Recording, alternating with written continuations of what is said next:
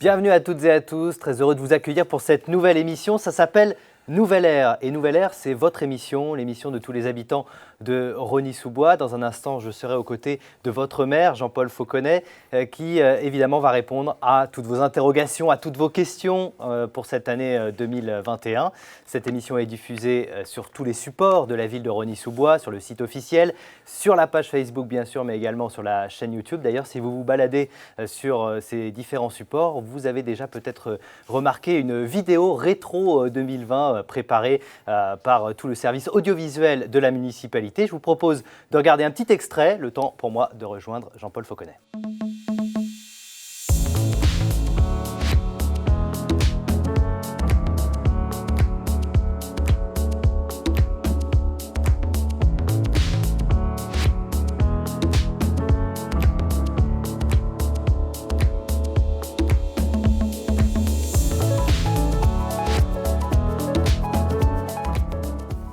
Bonjour Jean-Paul Fauconnet, merci beaucoup de nous accueillir dans cette salle. C'est la salle des fêtes de l'hôtel de ville de Rosny-sous-Bois et ça sert également à accueillir le conseil municipal. Pourquoi, monsieur le maire, avoir voulu faire vos vœux de cette façon ?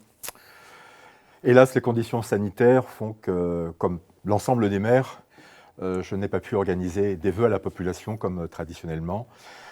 Donc j'ai souhaité malgré tout présenter mes vœux directement aux Ronéens de cette manière, à travers cette vidéo et les questions qui me sont posées. Voilà, il y aura beaucoup de questions évidemment de Ronéennes et de Ronéens dans cette émission qui s'appelle Nouvelle Ère, donc nouvelle émission. Je suis très heureux d'avoir à mes côtés Emmanuel Hardy. Bonjour Emmanuel. Emmanuel, tu connais très bien Rosny, le territoire, les habitants, puisque tu travailles également pour le magazine de la ville et puis on peut te croiser parfois sans doute dans les rues de Rosny-sous-Bois. Bonjour François, bonjour Monsieur le maire. Bonjour Emmanuel. Et effectivement, pour commencer cette émission, impossible de ne pas évoquer ensemble la crise sanitaire qui marque vos premiers mois de mandat en tant que maire. Vous pouvez nous faire un état de la situation à Rosny-sous-Bois ?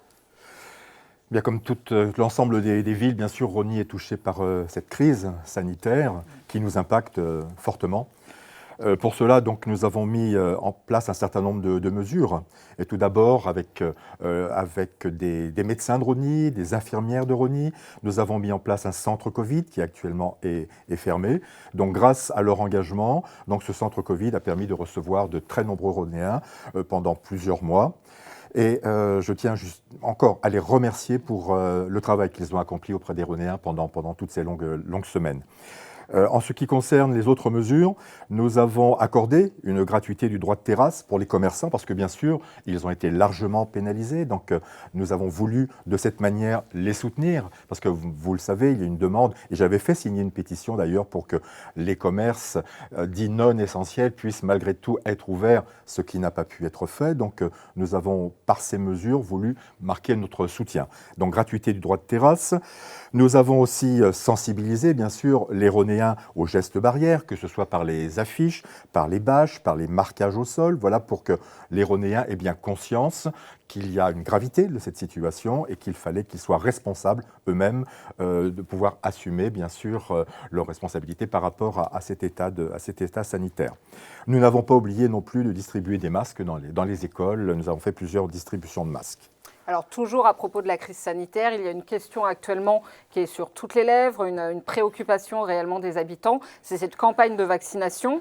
Vous pouvez nous en dire quelques mots ici à Rosny-sous-Bois ? Absolument, je voudrais surtout vous faire part de mon profond dépit. Et parce que donc, nous avions l'autorisation de la préfecture de pouvoir ouvrir un centre de vaccination à partir du 1er février. Nous sommes prêts, tout a été mis en place. Et cette semaine, donc, la préfecture, le préfet m'a téléphoné pour me dire que ce centre de vaccination ne pourrait pas se tenir eu égard au manque de vaccins. Et un courrier a été adressé d'ailleurs par l'ARS faisant état de cette situation en disant que nous ne pouvions pas ouvrir ce centre du fait du manque de vaccins. Alors comprenez mon dépit, ma révolte, comme de nombreux maires qui eux aussi donc, ont mis en place ces centres de vaccination parce que l'État est totalement incompétent face à cette situation. Moi j'avais remarqué dans la population un changement d'attitude parce qu'au départ, peu de gens voulaient se faire vacciner, donc il y a eu un manque de confiance. La confiance est à peu près établie. Maintenant, les gens souhaitent se faire vacciner et on leur dit non, ce n'est pas possible. Donc nous avons eu de nombreuses inscriptions et nous sommes obligés de leur dire, mais écoutez, patientez, patientez, patientez. Et je trouve ça absolument scandaleux parce que c'est se moquer de la santé des Français. Alors il y a une précision importante, d'ailleurs pour tous ceux qui nous regardent, vous nous voyez sans masque, mais les masques, évidemment, nous les avions en coulisses, nous les avons enlevés uniquement au moment d'entrer sur ce plateau, les masques sont dans nos poches, et puis vous le voyez sur ce magnifique plateau, eh bien, les gestes barrières et la distance de sécurité est tout à fait, bonne, donc nous sommes vraiment dans les conditions sanitaires très très strictes. Le principe de cette émission, Jean-Paul Fauconnet, c'est de répondre aux interrogations, on l'a dit, des Ronéennes et des Ronéens.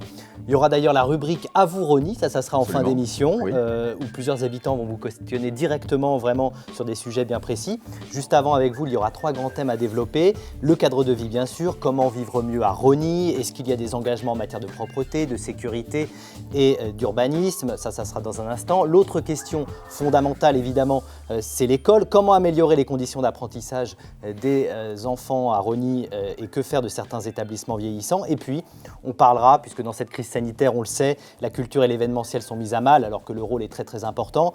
Vous nous direz quels sont les rendez-vous de 2021 pour les Ronéens, les rendez-vous à ne pas rater. Donc le premier grand thème, c'est le cadre de vie à Rony-sous-Bois, la propreté, la sécurité, l'urbanisme. Il y a de nombreuses questions, Jean-Paul Fauconnet, et des interrogations bien sûr autour de ce thème. Je vous propose d'abord d'écouter Chantal. Chantal est retraitée, elle habite Rony depuis plus de 40 ans. Qu'est-ce que vous pouvez faire pour les masques qui traînent partout, par terre? Au coin de la rue Voltaire et l'avenue Kennedy, le trottoir il est esquinté. L'autre jour, je suis encore tombée. Monsieur le maire, qu'est-ce que vous pouvez faire? Alors, plusieurs questions de Chantal. D'abord, la question qui intéresse tout le monde, évidemment, c'est la propreté des rues de Rony-sous-Bois. Qu'est-ce qu'il faut faire, qu'est-ce que vous pouvez faire pour assurer cette propreté? Alors, le cadre de vie est une de mes priorités, une des priorités de ma municipalité, bien sûr. C'est une exigence et vraiment une priorité. Alors, en ce qui concerne les masques, c'est comme tous ces gestes d'incivilité et d'incivisme permanents contre lesquels nous devons lutter. Ce n'est pourtant pas faute qu'il y ait un certain nombre de poubelles en ville qui permettent aux gens de jeter leurs masques ou autres détritus. À cet égard, donc, nous avons le projet de mettre en place une brigade de l'environnement. Donc, il y aura pour tâche justement de lutter contre ces incivilités et de pénaliser les personnes qui jetteront, qui laisseront leur gravat sur les trottoirs, comme hélas nous pouvons le voir trop souvent. Donc nous voulons vraiment mettre en place cette structure pour lutter contre l'incivilité des Ronéens. Alors, ce n'est pas l'ensemble des Ronéens, bien sûr, que je pointe du doigt ici, mais un certain nombre de Ronéens qui n'en ont cure de la propreté de la ville, alors que c'est vraiment un cadre de vie essentiel, c'est important.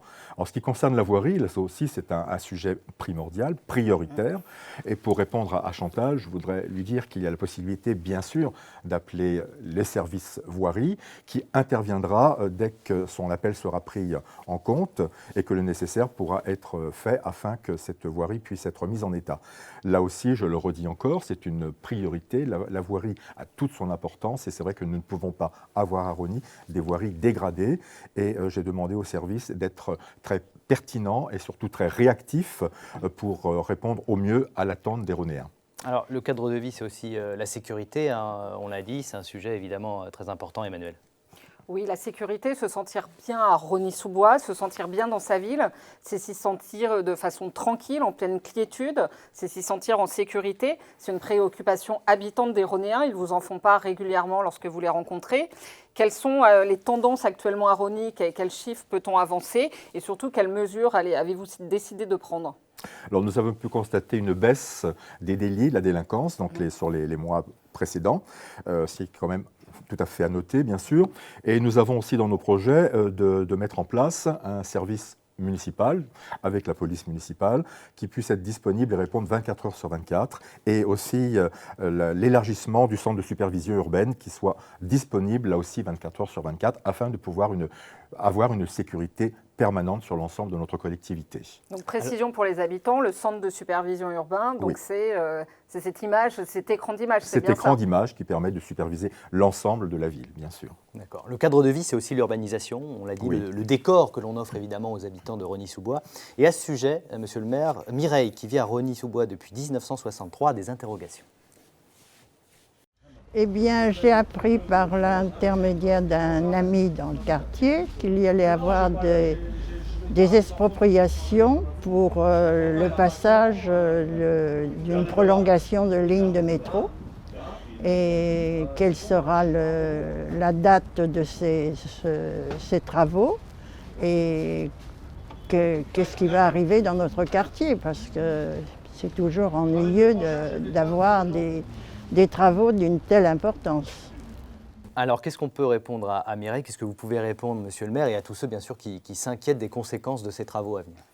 Alors vous le savez, si les Rhonéens se réjouissent du prolongement de la ligne 11 du métro, donc les travaux s'activent bien actuellement, avancent bien. Je pense que l'ensemble des Rhonéens n'étaient absolument pas informés de l'arrivée de la ligne 15 Est. Voilà, donc qui va faire Saint-Denis-Champigny et qui va passer par notre collectivité, notre commune. C'est un sujet donc, que j'ai découvert avec surprise lorsque j'ai été élu. Alors, je n'ai pas totalement découvert le sujet parce que je connaissais le passage de la ligne 15 Est sur Rosny lorsque j'étais adjoint au maire, mais j'ai découvert donc le dévoiement de l'ouvrage d'Antonnement qui devait passer sur un autre site précédemment et qui là en effet impacte 25 pavillons sur une artère principale de Rosny, donc la rue Philibert Hoffmann, et il s'avère que 25 propriétaires sont touchés par une expropriation. Donc c'est vraiment un sujet que j'ai découvert donc, par l'intermédiaire de personnes que je connais qui habitent cette rue et qui m'ont alerté par rapport à ce projet. Donc bien sûr j'ai fait part de mon étonnement à la SGP, donc la Société du Grand Paris, qui est à l'origine de ce projet.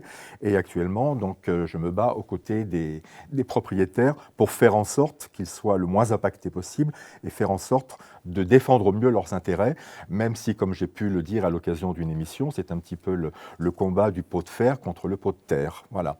Mais je voudrais rassurer ces Rhonéens touchés que je ferai tout pour que l'ensemble des Rhonéens, parce que cette ligne va toucher aussi d'autres quartiers de la ville, impacte le moins possible le cadre de vie des Rhonéens. Et Monsieur Fauconnet, en règle générale, en matière d'urbanisme, quelle va être votre ligne de conduite tout au long de ce mandat? Est-ce qu'on va continuer à construire sur un rythme trépidant à Rosny-sous-Bois ou est-ce qu'on va ralentir la cadence? Non, je l'ai dit à l'occasion de la campagne électorale, donc je souhaitais un Rosny apaisé.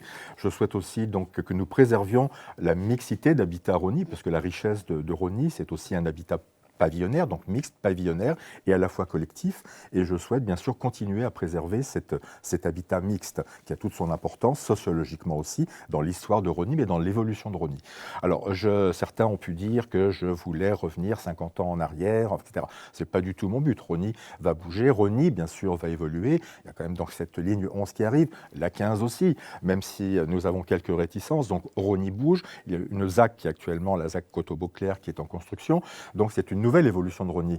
Moi-même qui suis né à Rosny, j'ai pu voir cette évolution dans les années 60, donc ce soit le quartier du Pré-Gentil, le quartier Bois-Perrier-Marnaude, après le quartier de la Boissière, qui ont bougé, qui ont évolué, ce qui a fait la force de Rosny, la force d'urbanisme de Rosny. Mais là, j'ai dit que je souhaitais avoir une situation d'apaisement pour réfléchir aux projets, les réfléchir mieux et voir ce que nous pouvions faire, et de manière plus humaine, je dirais, voilà, et pouvoir un urbanisme humain et apaisé. Alors, évidemment, il y a certainement des parents qui nous regardent, ça j'en suis sûr. Le deuxième thème que nous avons choisi d'évoquer va vous intéresser, c'est celui de l'école. Quelle école à Rosny? Alors, Jean-Paul Fauconnet, j'aimerais d'abord vous faire écouter Daniel. Daniel qui est rhonéen depuis la naissance de sa petite fille Maïla, qui a aujourd'hui 7 ans. Il a une question pour vous concernant l'accueil de son enfant à l'école.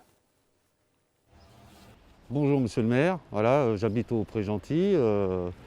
Et j'ai ma fille qui allait à l'école maternelle du Pré-Gentil, donc j'aurais voulu savoir où ça en est concernant l'amiante qu'il y a dans le bâtiment des préfabriqués, les anciens bâtiments qui sont là depuis pas mal d'années. Donc j'aurais voulu savoir, est-ce qu'il y a un projet de réhabilitation ou de démolition et de construction, parce que les petits sont là, ça sent l'humidité, et puis bon, l'amiante, voilà, c'est important, c'est grave. Donc où ça en est, qu'est-ce que vous allez faire? Voilà, monsieur le maire, quelle réponse faites-vous à Daniel et plus globalement à tous les parents qui nous écoutent sur ce sujet? Donc nous avons en effet un plan école très conséquent, construction de nouvelles écoles, mais aussi réhabilitation d'écoles anciennes. Comme je vous le disais tout à l'heure, donc la grande explosion urbanistique de Rosny a eu lieu dans les années 60, donc avec la construction de toutes ces écoles qui, de nombreuses années après, 60 ans après, ont besoin d'être réhabilitées parce que pour certaines, donc dans un état un petit peu dégradé. Donc il est de notre devoir, bien sûr, d'être très attentif à cette évolution et de se pencher sur les projets de réhabilitation de ces écoles. En ce qui concerne l'amiante, bien sûr, c'est un sujet prioritaire aussi. Et en ce qui concerne l'école du Pré-Gentil, là aussi, nous avons un grand questionnement parce qu'avec l'arrivée de populations nouvelles, nos écoles aussi, je dirais, sont pleines et il nous faut réfléchir aussi sur un nouveau plan d'école sur ce quartier sud sur lequel il n'y avait pas de prévision de création d'école. Donc là, je me suis penché sur ce sujet car nos écoles, que ce soit l'école du Pré-Gentil, mais comme l'école Jean Moulin, les classes sont pleines. Donc c'est une réflexion pour réhabilitation, bien sûr, puisque l'école du Pré-Gentil, et je l'ai connue parce que moi-même, je l'ai inaugurée lorsque j'étais jeune et j'y suis allé en classe primaire, donc je connais bien cette école. Donc ces écoles ont besoin bien sûr de réhabilitation et nous sommes actuellement en train de travailler sur ces travaux. Daniel peut être rassuré donc, pour l'école. Daniel peut être rassuré, c'est une école qui me tient beaucoup à cœur, puisque donc, comme je vous l'ai dit, j'y ai fait mes classes. Alors cette fois-ci, rassurons les enfants, il n'y a pas que l'école dans la vie des petits Rosnéens, il y a aussi tout ce qui se passe autour de l'école, ce qu'on appelle communément le périscolaire. Et vous avez récemment lancé une large concertation auprès des familles à propos d'une évolution de celui-ci et d'une évolution de l'offre. Vous nous en dites quelques mots, vous nous expliquez cette démarche? Alors en effet, toutes les activités périscolaires participent à l'épanouissement des enfants.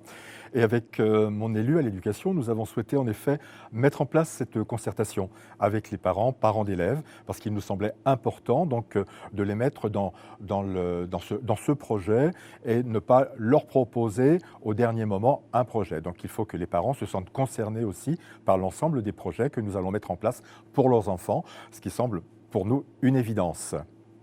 À ce sujet, je voudrais revenir sur les cantines, parce que nous n'avons pas encore évoqué le sujet. Là aussi, nous avons souhaité mettre en place une concertation prochainement, puisque nous avons un souci par rapport aux services cantines et aux repas qui sont servis.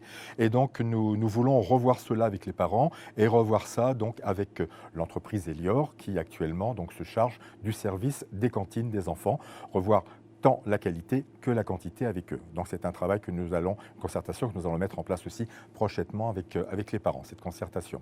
Récemment, monsieur le maire, il y a une certaine polémique dans la ville à propos de la suppression d'une navette entre le centre-ville et le centre de loisirs Pierre-Alexandre Richard. Vous pouvez nous expliquer l'objectif de cette suppression ? En effet, donc, cette navette ne profitait qu'à une dizaine d'enfants, une douzaine d'enfants. Donc pour un coût de 30 000 € par an, nous avons voulu que cette navette, que ces cars puissent profiter pendant la période estivale, juillet et août, à 400 petits Rosnéens qui pourront partir au bord de mer. Alors, on passe tout de suite au troisième thème de l'émission, monsieur le maire. Est-ce qu'il y aura des événements culturels à Rosny-sous-Bois en 2021 ? La réponse tout de suite. Oui, parce que le contexte sanitaire, évidemment, est tellement compliqué que l'activité culturelle est ralentie, voire stoppée. Il y a même des événements qui ont été annulés ou reportés. On voulait donc vous entendre sur ce thème. C'est un thème important quand même, évidemment, un thème important pour la vie des Rosnéens et aussi pour le rayonnement de la ville. Est-ce qu'il y aura des événements à Rosny cette année ? J'ai vu votre petite vidéo des vœux sur le site de Rosny-sous-Bois. Vous évoquez notamment le retour du festival Musique au Parc. Festival Musique au Parc, c'est un festival que j'ai créé, que j'ai mis en place il y a de nombreuses années, lorsque j'étais adjoint à la culture à l'époque de Claude Pernès, qui était notre maire. Et c'est un festival qui a fonctionné pendant de nombreuses années et qui attirait, outre les Rosnéens, de nombreux franciliens, donc avec de nombreuses têtes d'affiche. Donc ce festival a été supprimé pour des raisons budgétaires il y a 9 ans maintenant, je crois.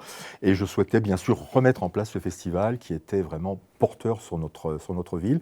Et donc ce festival aura lieu, alors bien sûr, si les conditions sanitaires le permettent, ce que je souhaite pleinement, aura lieu donc début juillet. Et je peux déjà à l'avance vous annoncer les têtes d'affiche, si vous voulez le savoir. Ah bah voilà. Oui, on veut le savoir, bien sûr. Absolument.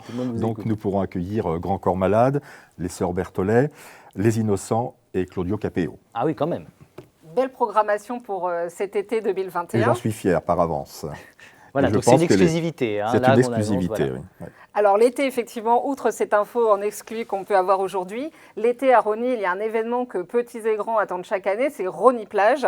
Et il semblerait que cette année, cet événement se réinvente. Il se réinvente puisque nous allons changer de site, puisque du stade Giraudy, nous mettrons donc cet événement dans le parc de Césari, donc qui est en face de notre hôtel de ville et qui sera tout à fait fonctionnel. Nous sommes en train justement de réfléchir à la mise en place de cet événement donc dans le parc de Césari, qui offre aussi un bel espace vert. Un Environnemental. écrin pour les événements et Un les écrin, animations d'été. absolument. On croise oui. les doigts évidemment pour que les conditions Oui, sanitaires permettent tout puisse, tout ça. voilà, Ouais. puisse se faire. Évidemment. Alors, c'est l'heure maintenant de passer à cette rubrique, la rubrique que vous attendez sans doute. À vous, Rosny. C'est vraiment votre moment maintenant, ceux qui nous regardaient. Nous sommes allés dans les rues de Rosny, dans les 4 quartiers de la ville, pour vous interroger, justement. Nous sommes allés à votre rencontre pour que vous puissiez poser vos questions à votre maire.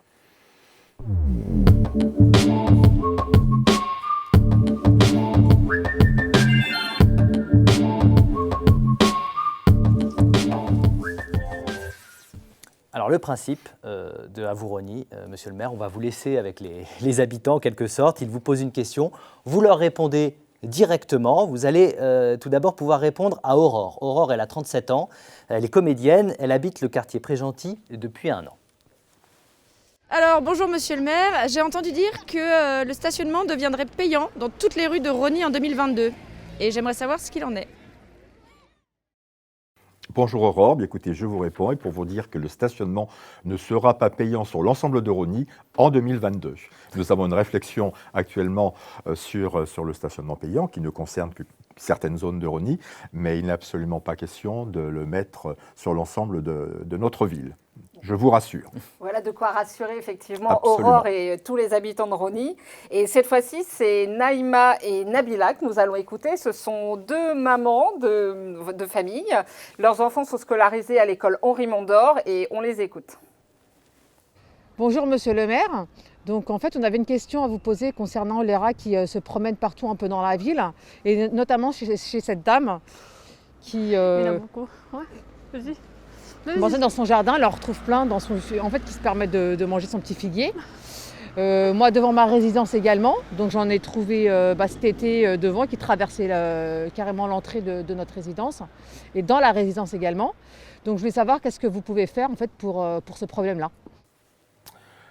Mesdames, bonjour. Là aussi, je voudrais dire que le problème des rats n'est pas exclusif à Rosny. C'est un problème qui concerne toutes les villes. Et je crois qu'à Paris, là aussi, il y a un gros sujet par rapport à cela. C'est un sujet général. Il est certain aussi que le fait d'une urbanisation et de travaux, ça a fait déterrer les rats. Voilà. Alors, nous avons mis en place des campagnes de dératisation, donc j'ai demandé à ce qu'il y en ait, qu'elles soient augmentées. Le territoire aussi, GPGE, a mis en place des campagnes de dératisation, donc nous sommes très, très, très vigilants sur ces campagnes de dératisation et s'il faut les augmenter, nous les augmenterons. Voilà, parce qu'en effet, on ne peut pas admettre que les rats puissent accéder aux appartements, parce que je sais que dans certains endroits de la ville, j'ai entendu dire que les rats montaient dans les appartements, c'est absolument inadmissible. Donc c'est à nous, dans le cadre d'un cadre de vie d'hygiène et naturel, de veiller à cela et faire en sorte que les campagnes de dératisation puissent être mises en place le plus souvent possible. Voilà, Naïma et Nabila, vous avez votre réponse. C'est au tour de Marc, Jean-Paul Fauconnet, de vous poser une question. Marc a 63 ans aujourd'hui, il habite le centre-ville de Rosny depuis 40 ans et c'est une question, je pense, qui va intéresser beaucoup de monde.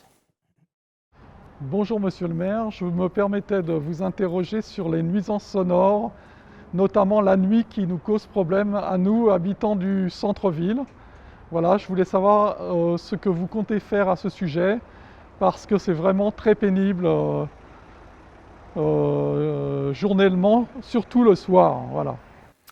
Merci Marc. Nous avons eu l'occasion de pouvoir évoquer ce sujet avec d'autres personnes du centre-ville. En effet, c'est un sujet récurrent qui, là aussi, c'est un problème concernant les incivilités et l'incivisme de certaines personnes qui, lorsqu'ils sortent de certains commerces, ne font fi de l'environnement, claquent les portes de leur voiture, parlent très fort, chantent, mettent la musique à fond. C'est vrai que c'est absolument intolérable. Donc là aussi, j'ai demandé donc à nos services et à la police municipale d'intervenir le plus souvent possible pour éviter cette gêne et ces nuisances. Alors c'est vrai que la mise en place, comme je le disais tout à l'heure, de cette police municipale 24 heures sur 24 permettra très aisément de pouvoir résoudre ces problèmes, mais en interpellant les personnes qui créent ces nuisances. Alors, mais là aussi, je fais appel à la responsabilité de chacun. Voilà, parce que c'est trop facile de dire les autres, je m'en fiche. Voilà, il faut savoir aussi respecter son environnement, respecter les autres, et ça aussi fait partie de ces formes de respect. Alors, on va donner la parole maintenant à Gondo. Elle a 20 ans, elle habite le quartier de la Boissière. Et elle est étudiante, et ça va aussi être une question qui va intéresser tous les jeunes qui nous regardent. Bonjour Monsieur le maire, j'ai pu constater cet été que les jeunes ils sont moins partis en vacances. Du coup, ma question c'est de savoir s'il y a des moyens supplémentaires mis en place pour organiser plus de séjours ou que les jeunes puissent partir en vacances. Oui, tout à fait. Bonjour Gondo. Bien sûr, le souci, vous le savez, c'était aussi cette préoccupation du Covid, donc ce qui a bien sûr bloqué un certain nombre de projets. Mais avec le cercle J et le centre social de la Boissière, il y a là aussi des projets pour que les jeunes puissent partir. Il y aura un accompagnement pour des séjours de 4 jours à 2 semaines, avec un groupe maximum de 6 personnes, de 17 à 25 ans. Donc cela concerne bien sûr des adolescents, mais des préadultes, des séjours clés en main. Donc tout sera fait pour que les jeunes puissent profiter, là aussi, si la situation le permet, au mieux de ces jours. Alors pour terminer cette rubrique à vous Rony, nous allons écouter Nora. Nora est une jeune Rhonéenne de 19 ans qui habite le quartier du centre-ville et elle parle d'un sujet important pour tous, c'est-à-dire le commerce de proximité. On l'écoute. Bonjour monsieur le maire, Jean-Paul Fauconnet. J'aimerais savoir quand est-ce que vous allez nous mettre un bon poissonnier ici dans le centre-ville. Merci Nora pour cette question. Vous n'êtes pas la première ni la seule à me poser cette question. En effet, je crois que beaucoup de Rhonéens souhaiteraient que nous puissions avoir un poissonnier dans ce centre-ville. Sachez que je suis très attentif à l'évolution de cet axe commerçant, bien sûr, de la rue Gallieni et les rues commerçantes du centre-ville, et à l'évolution de ces commerces que je soutiens par ailleurs. Et c'est vrai que cette demande d'une poissonnerie est récurrente et je me battrai. Et bien sûr, je ne peux pas l'imposer, il faut trouver quelqu'un, une personne qui souhaite bien sûr créer ce commerce.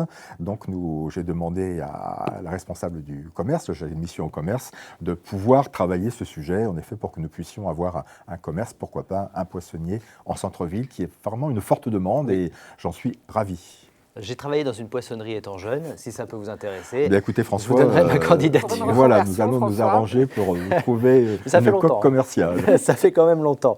En tout cas, merci beaucoup pour vos réponses, monsieur le maire. Vous avez vu, voilà, on va essayer de vous donner à vous, Rhonéens, la parole le plus régulièrement possible à travers cette émission, à travers cette nouvelle émission, un nouvel air, pour que vous puissiez à la fois poser vos questions, mais aussi faire part de vos remarques cette année. D'ailleurs, il y a peut-être déjà quelques réponses à vos questions que vous allez trouver ici. Alors, ceci, c'est le nouveau magazine de la ville de Rosny-sous-Bois, ça s'appelle Le R. C'est vrai, c'est un magazine où vous allez trouver plein de choses à lire évidemment dedans. Et puis, il y a une petite subtilité, regardez, quand vous l'ouvrez, voilà, ça c'est une, mais en fait, il y a une deuxième une, voilà. Et c'est un format un petit peu différent. Voilà, je vous montre un petit peu l'intérieur des pages, mais Emmanuel, tu vas pouvoir nous en dire un petit peu plus justement sur ce nouveau magazine que vous allez trouver gratuitement dans vos boîtes aux lettres. C'est un bimestriel. Oui, absolument. Donc François, comme tu viens de le dire, c'est un bimestriel, une parution tous les 2 mois. Ça va permettre de prendre davantage de temps, effectivement, pour aborder les sujets, pour rentrer dedans plus en détail, pour approfondir les choses. L'une des nouveautés de ce support, c'est évidemment, vous le découvrirez rapidement, c'est la place faite à la photographie. Une large place, on rentre par les visuels, c'est vivant, c'est dynamique. Et l'autre nouveauté, c'est vraiment la parole qui est donnée aux Rhonéens dans ce support, sous forme de témoignages, d'interviews, de petits verbatims. C'est vraiment le support des Rhonéens. Et c'est un support dynamique auquel j'ai le plaisir de collaborer, mais je ne suis pas la seule. Il y a toute une équipe de journalistes qui travaillent sur ce support et très dynamique, à l'image de la ville. Donc hâte que les Rhonéens le découvrent. Voilà, si vous ne l'avez pas encore, il va arriver prochainement. Prochainement Distribution la semaine dans prochaine. vos boîtes aux lettres, effectivement. Merci beaucoup Emmanuel. Merci François, c'était un plaisir. À très bientôt. Merci d'ailleurs à tous ceux qui ont aidé à la présentation et à la préparation. Il y a eu beaucoup de travail pour préparer cette émission, donc Nouvelle Ère. J'espère que ça vous a plu, bien sûr. Merci d'ailleurs à vous qui nous avez suivis, à ceux aussi qui ont posé des questions. Vous serez de plus en plus nombreux, je l'espère. Belle année 2021 à vous. Et merci, bien sûr, Jean-Paul Fauquenet, de nous avoir accueillis dans l'hôtel de ville. Merci beaucoup. Merci Emmanuel, merci François pour cette interview. Ce fut vraiment un plaisir et surtout un plaisir d'échanger avec les Rhonéens en direct et je souhaite que nous puissions continuer à faire ces échanges. C'est important, je l'ai dit pendant toute ma campagne, je continue à le dire. Donc les échanges en direct sont pour moi essentiels. Voilà.